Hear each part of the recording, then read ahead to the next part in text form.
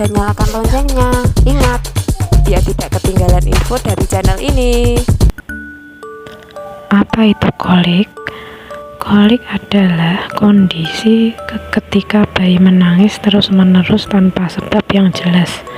Kondisi ini bukan termasuk penyakit dan tidak membahayakan bayi. Bayi dengan kolik seringkali menangis lebih dari 3 jam sehari, 3 hari, seminggu, selama 3 minggu, atau lebih. Apapun yang Anda lakukan untuk membantu bayi selama episode ini tampak tidak ampuh untuk meredakan tangisan bayi.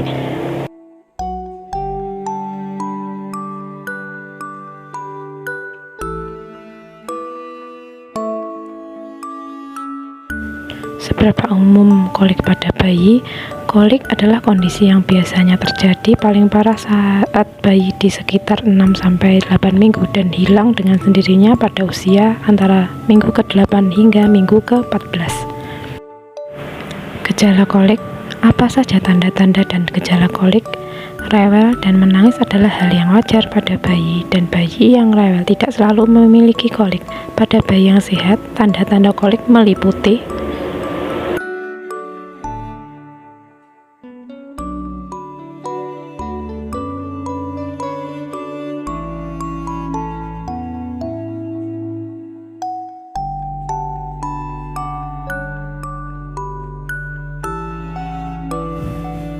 episode menangis yang terprediksi. Bayi yang mengalami kolik seringkali menangis pada waktu yang sama setiap hari, biasanya pada sore malam hari. Buang air besar atau kecil dan buang angin adalah tanda akhir episode kolik.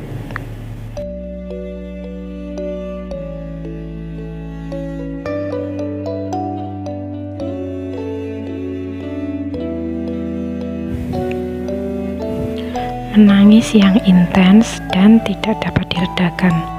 Menangis akibat kolik intens terdengar sengsara dan seringkali bernada tinggi.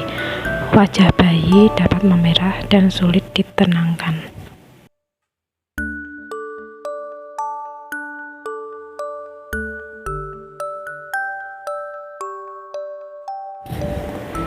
Menangis tanpa alasan yang jelas.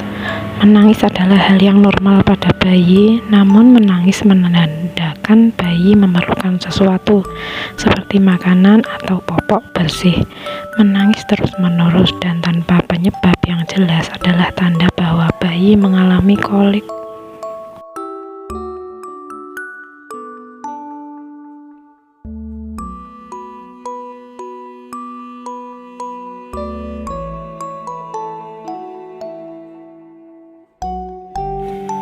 Perubahan postur.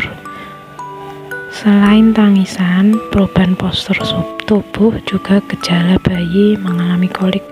Sebagai contoh, kaki yang melingkar, tangan mengepal, dan otot perut yang kencang umum terjadi saat episode ini.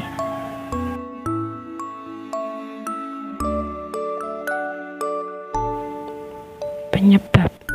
Apa penyebab kolik? Hingga kini penyebab kolik masih tidak dapat diketahui secara pasti. Namun beberapa ahli telah menelusuri beberapa teori penyebab kolik adalah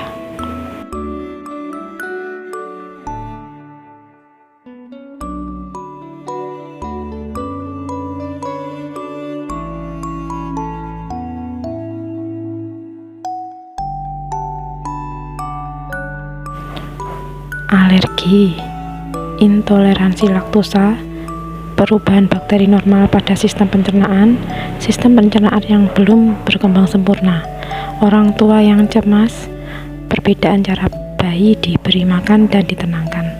Namun masih tidak jelas mengapa sebagian bayi mengalami kondisi ini dan sebagian lain tidak.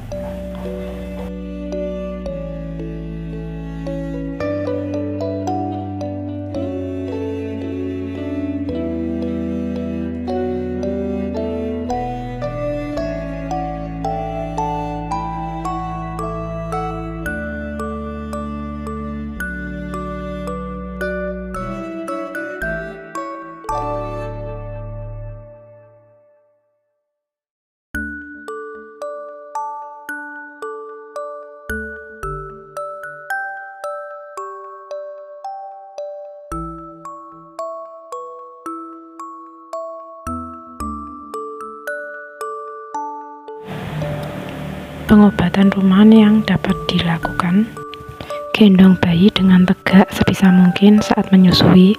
Jika Anda menyusui, mungkin menyusui dari satu payudara hingga habis dapat membantu sebelum mengganti sisi.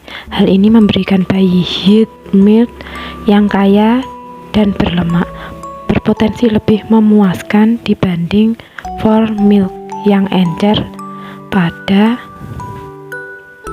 bayi.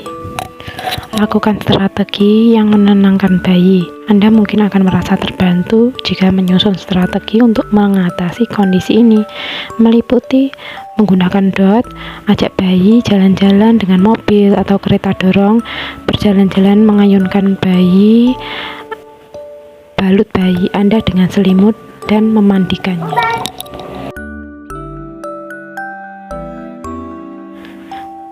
Pertimbangkan mengubah pola makan jika Anda menyusui. Apabila Anda menyusui, dokter Anda akan menyarankan Anda untuk menghindarkan makanan yang mungkin menyebabkan alergi seperti produk susu, kacang, gandum, kedelai, dan ikan selama 2 minggu untuk melihat perubahan pada gejala bayi. Bayi yang menangis tanpa sebab tidak selalu kolik. Langkah pertama perlu Anda lakukan adalah memastikan bahwa bayi Anda tidak memiliki masalah kesehatan yang membuatnya menangis. Segera hubungi dokter jika si kecil mengalami